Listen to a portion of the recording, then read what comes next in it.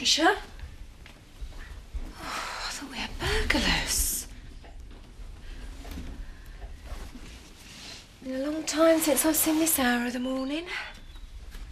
Not unless I've been up all night. You've been up all night.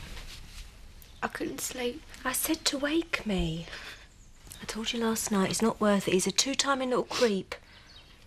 I thought he really liked me. Oh, I know. I really fell for it, didn't I? All that stuff about a surprise meal, all romantic and everything. And he was in bed with her. Oh, Bernice. He must really hate me. Mustn't he? To do something like that, though. Am I really that awful? Am I, Bernice? Because he really set me up.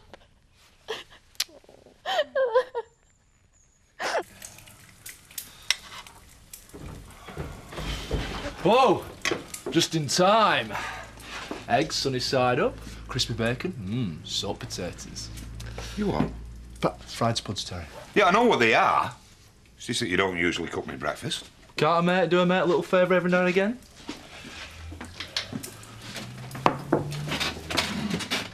I haven't got any. What? Money. I'm skint. I don't want any. Look. I've had a good night's kip. The sun's shining. It's a nice day. Is it a woman? No! Actually, it's a man. You haven't turned. No! Look, by now, right, someone not very far from here, someone who's had it coming to them, will have got it. If I can work this out, they'll get a prize. Oh, never mind. You'll find out soon enough. And I thought he was going to propose to me. Well, you said he would. How could you build me up like that, Bernice? I really believed you. Oh, I'm sorry, Tricia. I suppose I was just taken for a mug. Yeah, well, you and me both. She's been up half the night. Oh, Tricia. Now, look, I'm just going to go and tidy myself up. I won't be long, all right? It's very upsetting seeing you in this state. I'm sorry, Grandad. Don't be silly, it's not your fault. Like, that man should be hung, drawn and quartered. Well, I probably had it coming to me. Don't be ridiculous. Nobody deserves that sort of treatment, least of all you. That was an act of treachery. And what's worse, of downright cruelty. I shall tell him so when I see him. Please don't, Grandad. Just let it go. Now, how about a nice cup of coffee at least? No. I think I'm going to go home. All right, then. You take the whole day off if you want to. Don't you go sitting there on your own feeling lonely. The minute you feel miserable, you come straight back here, all right? Now, how about a spot of lippy first before you face the world? No, I can't be bothered. Well, shall I walk over there with you? No, I'll go over with her. No, it's all right. I'll go at me home.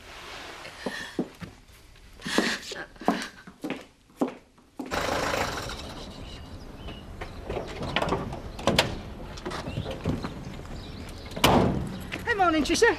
We're just about to let ourselves in. Oh, you've been out in the raz with Adam, eh? All right for some.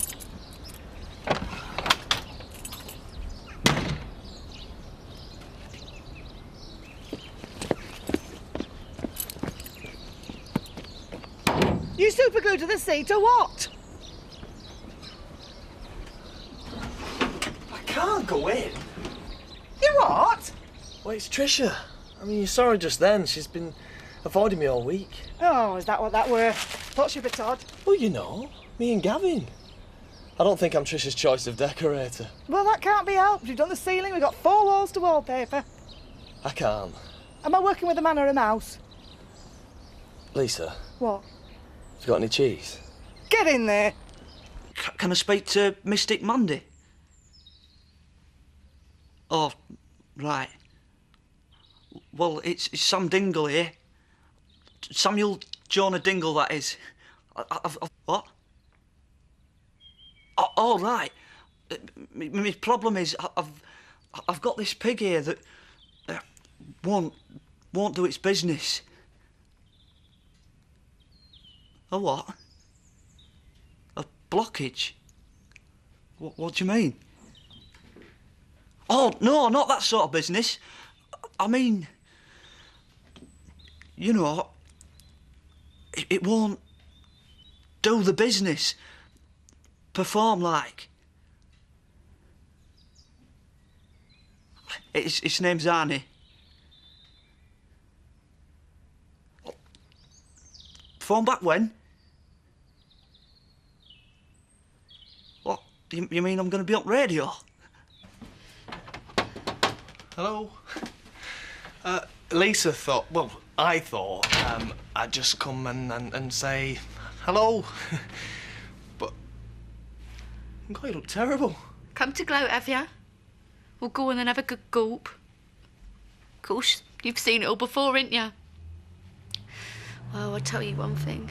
At least he's worth looking terrible for, which is more than I can say for you, Jason Kirk. Do we have to listen to this drivel? Mystic Monday's on in a minute. As if it isn't bad enough having dingles swarming all over the village, we now have to put up with our inbred opinions on the airwaves as well. I think she's funny. Sure, the dingle population's doubled since the funeral. Lose one, you see, and half a dozen others come crawling out of the woodwork. Careful, Chris. Don't worry, Chris. I'm sure you can arrange another accident. Morning all. Shall we change the subject? Something I said. Yeah, stud farms, maybe. Got that cash you wanted. Oh, no, not that again. Go on, admit you made a mistake. I did not make a mistake. I think you should go for it. The biggest thing to hit this mausoleum in a long time. Apart from your mouth. Have you added medication yet, Terry? Leave me out of it. I like horses. And I bet if you had Tara around here, it'd get things going a bit, eh, Terry? Well, she does seem to have that effect. You're like a couple of school kids with crush on teacher. Oh, what school did you go to? Look, if you're going to spend all the time driving her around, can't you at least get something useful out of her? Instead of just sitting there indulging in puerile sexual fantasy? You what? Like, who is she seeing? Where's she going? Where's she thinking about putting all that money? I'm a driver, not a member of MI5. Take no notice, Terry is just jealous because he fancies her himself. Sad, sad, desperate man. As a matter of fact, I'm not that desperate. As a matter of fact, I had someone to make my breakfast this morning. Oh. See, Chris, it's just you. You're the only one who's not getting any. Oh, Mystic Monday. And coming up later, the sad case of the pig that can't perform. I don't believe it. We're talking about you, Chris. But when my husband won't perform, I blow in his ear. Things always perk up right away. Blow in his ear? Right, I'll have a go then. Right, I'm off to Hotton for a sort of working lunch. Lunch? It's 9:30. Yeah, well, I can't help it, can I? I've got to fit with a client. Anyway, it'll be good for us. He's got a lot of influence. So if we get his back in, spread the word. Hey? Well, sorry I can't stay. Yeah, I bet you are. Just don't be late back. Good boy, good boy.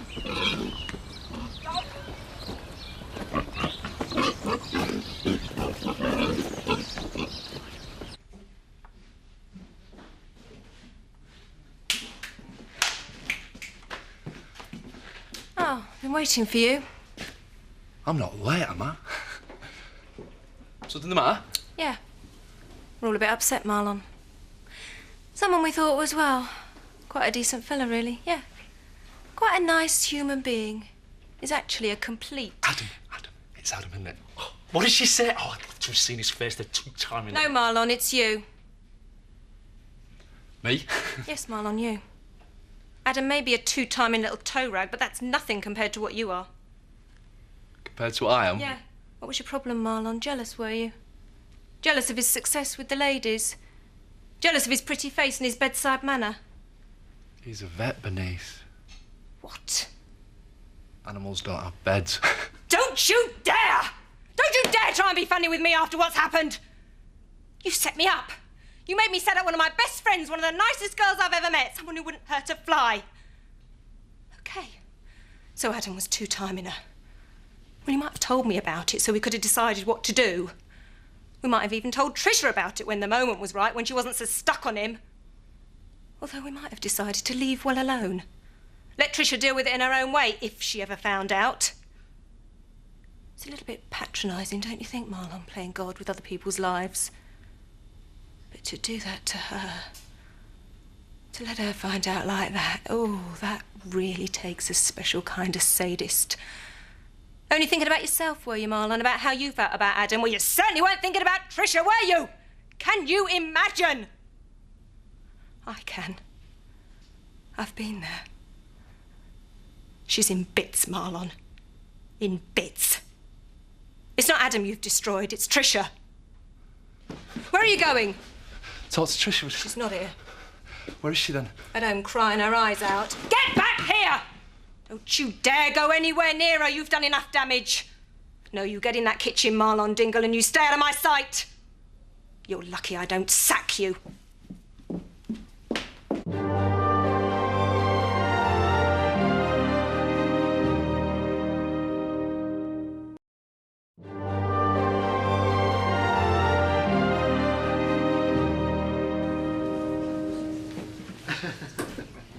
What do you want? It was you, wasn't it? Responsible for last night's little drama. Sort of it was. You had it coming to you. Possibly. I just wanted to point out that if your plan was to stop my philandering career and to rescue Tricia from my evil clutches, then you've lost the plot. You've made no difference to me at all. And you've actually hurt a really sweet girl. And you haven't, I suppose. Actually, I think I was giving her rather a good time until you came along. Next time you charge into battle with all your guns blazing, Marlon, make sure you don't hit the wrong target.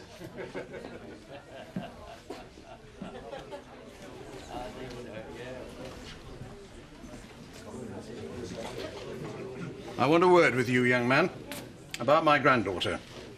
I suppose this is the downside to living in a small village. Take a seat, Alan. My granddaughter is very upset indeed. I know. I really am very sorry about it. I just want to let you know that I never once led Tricia on. Never once said that she was the only one or that I had any serious intentions about her. Just wanted a bit of fun, that was all. If Tricia got serious about me, then it was all in her own head. I think she's a really lovely girl, and I'll do what I can to make her feel better. Thank you. If that's all you have to say, I suppose I'll have to accept it.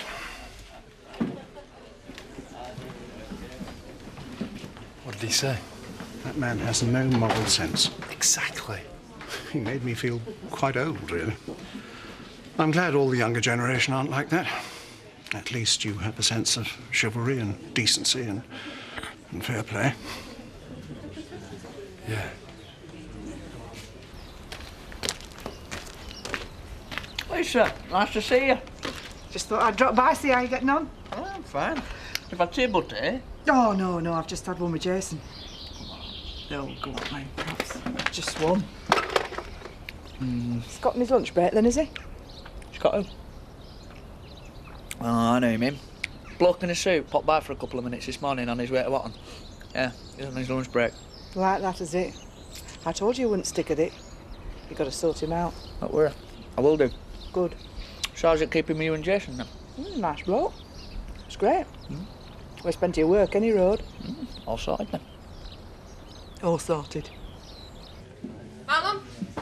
Yeah? Kitchen.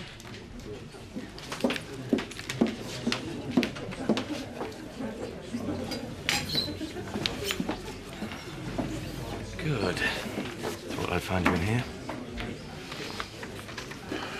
Well, don't count it in here. Put it away. Anyway, there's no need to count it. It's all there. Always a pleasure doing business with a teat. Yeah? I look forward to your side of the bargain.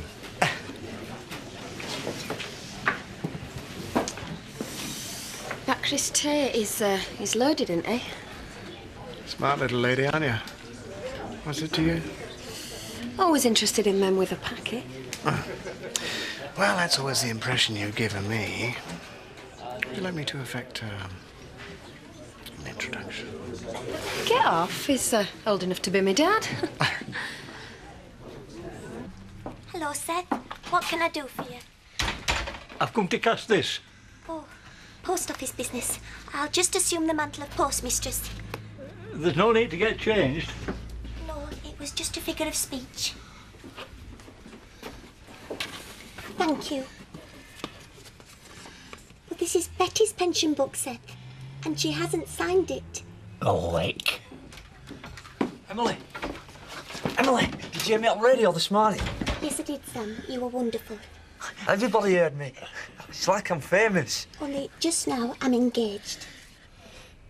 Engaged? In a post office transaction. Oh. You could just give me money if Sam's got something to tell you. Yeah, I have. You know what? Our Mandy were right. I blew in Arnie's ear, and he... You know, he did it right away. I'm very pleased for both you and Arnie, Sam. But I'm not sure this is a suitable topic of conversation for Her Majesty's Post Office. You see, if you gave me it, you could go back over to the counter and then you could talk about what you wanted then. No, Seth. Sit down. Let me explain. You can listen too if you want to, Sam. You see, Seth, the order must be signed by the customer, unless an appointee is authorised by the appointee's name being printed on the front cover of the order book. I could do with a pint. Afternoon. What do you want? Oh, is that how you greet all your customers then? You're not a customer. You don't know that. You're a dingo. Could still be civil. OK. How do you do, Miss Dingle? Charity. Charity. Charity, I'm delighted to make your acquaintance. It's a nice day. Now, get out. Oh, you're a case, aren't you? All right. What sort of transport were you wanting exactly? A bus for a Dingle family outing? A lorry to transport some stolen goods? A getaway car for that thug with the leather jacket? It's more of a business opportunity, really. Business. I've got a proposition for you. Seth? There you are.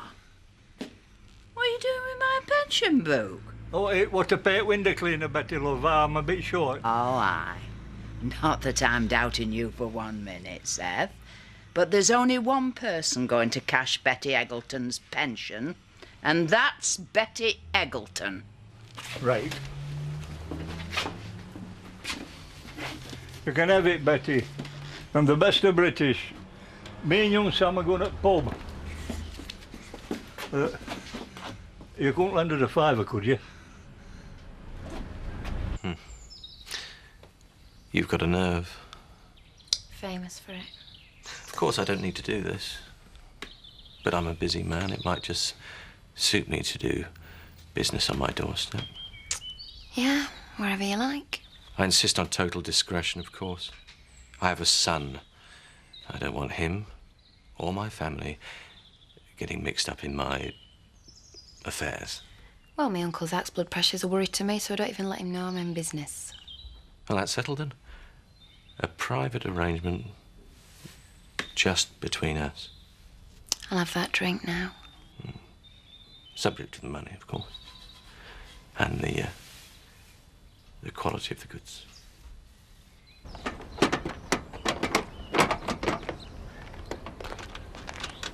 What time do you call this? God, you sound like my mum. Yeah, well, you behave like a kid. Listen, Roy, lighten up. I was getting really far with that bloke. He's given us a contract with all his motors, and he's going to tell his mates about us. You see, that's how these things work. How many cars you got? 2. I'll tell you how these things work, Scott. The only thing that got this garage up and running before was hard graft. The only thing that's going to get it up and running again is hard graft. And if you don't get down to it soon, I'm getting off. That's how these things work, right? Right. And get them fancy clothes off. Got a job for you. You frightened me to death. It's a bit late, I'm sorry. Oh, it's all right. I was wondering if you'd come.